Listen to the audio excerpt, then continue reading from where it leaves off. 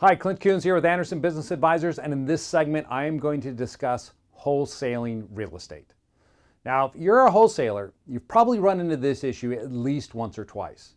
That a contract is not assignable. That is, you've tied a property up under contract and you cannot assign it to a third party. That can be devastating because you got a great deal of profit potential. Now you're forced to do a double close, bring in private money to help you close, and it just convolutes the entire process. Well, it could have been handled much simpler if you'd set up the proper structure ahead of time. Now, in one of my other videos you can watch, I discuss using a wholesale trust that we've created. That is an option for you. Or what I'm about to describe to you now is to use a limited liability company. But not just any limited liability company. You should use a Wyoming LLC. Now, if you're wondering why I recommend Wyoming, it comes down to how the entity is set up. I'm going to give you an example. Let's assume that I wanted to create a LLC in Washington State for wholesaling, meaning this, that I create my Washington State LLC here as a manager managed LLC. And Clint is the manager, and of course I'm going to be the member. Well, Washington State will require that on the Secretary of State's website when I create it that I list Clint Coons, manager, and member. So this information is publicly available. Now, I'm going to go out there and enter into my first deal. I'm going to tie a property up under contract under the name of this corporation. Let's just call it DP3 LLC. So I enter in an agreement with DP3 LLC.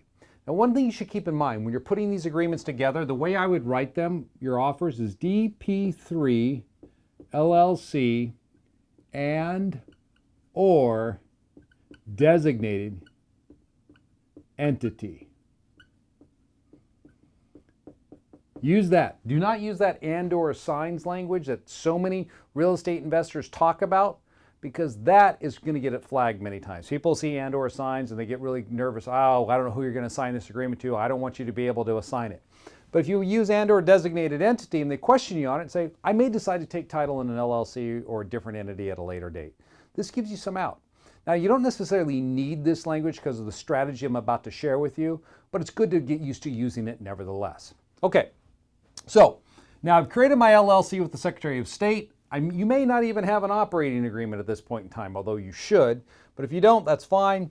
Then you find an individual that is willing to take over this contract, this individual over here.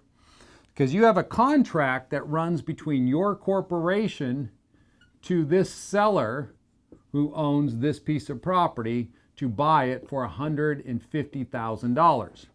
So this individual investor is willing to pay you $10,000 to acquire that right to buy that property. So what are they going to buy from you?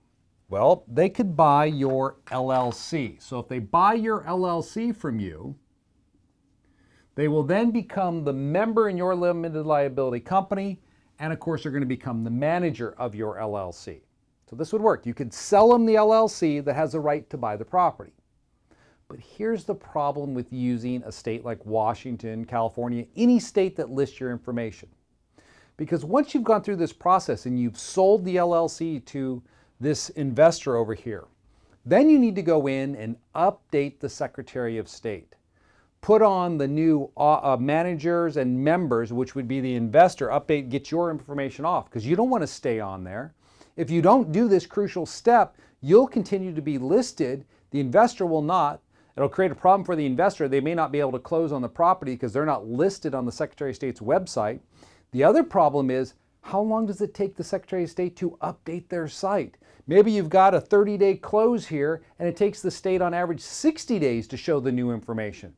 That's going to probably blow the closing, because when you go into escrow or title, they look at the entity. They're not going to see the investor's name. They're going to see your name. So it could prevent the investor from closing. They're going to come back and sue you to get their wholesale fee back. So using a state-specific LLC to do this strategy can create problems. My preference is to, instead of setting it up in my state, set this up in Wyoming.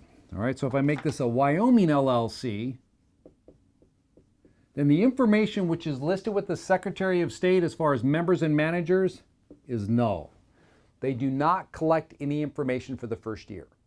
So if I set up a Wyoming LLC to enter into this deal, and it doesn't matter if you live in Washington State, California, Oklahoma, you can buy property in a Wyoming LLC. There's nothing to prevent that. So if I did this deal under the Wyoming LLC's name, when I sell the Wyoming LLC to the investor, I don't need to update anything with the Secretary of State. The reason is they haven't collected anything yet. So when my investor who buys the LLC from me that has the right under that agreement to close on that property, the title does a search, escrow does a search, it doesn't matter who does a search. When they search that name up, because they're going to know it's a Wyoming, you're going to tell them it's a Wyoming LLC, they're not going to see anything listed on the Secretary of State's website.